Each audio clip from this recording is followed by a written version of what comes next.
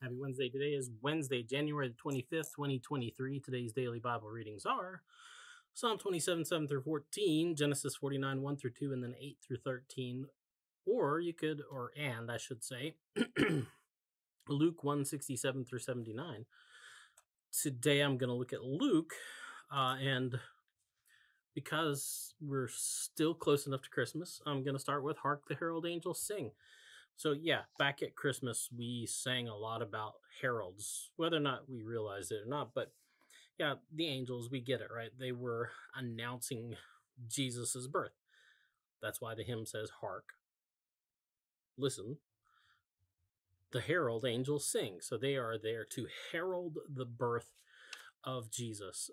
But we forget about another herald that is introduced into the birth narrative here in Luke, and that's John.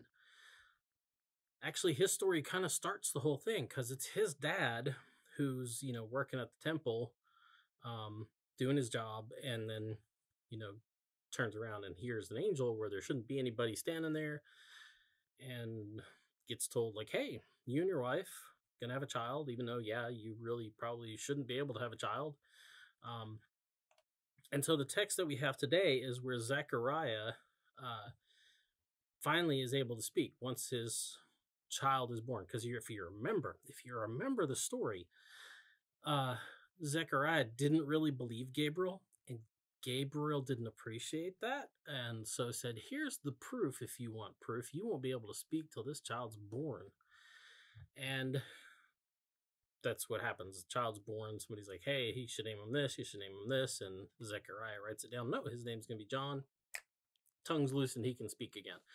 And this is his hymn of praise that he says here about what God has done and what God is doing, what God is about to do. And part of that is there are great expectations around this kid, John. Zechariah explains exactly what is in store for his son. He will be a prophet with all that entails,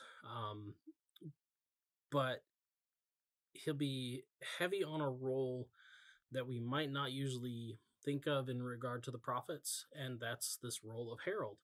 As a herald, it falls on him to announce the coming of the king, to go before him, to make preparations, to prepare the way for him, right? So that everybody knows what's coming, to give the people warnings, basically, to provide guidance, so there are no surprises, right? Nobody can claim, oh, we had no idea this was happening. What do you think John was doing, right? So there are no surprises, no excuses for those who will listen, and that's the key.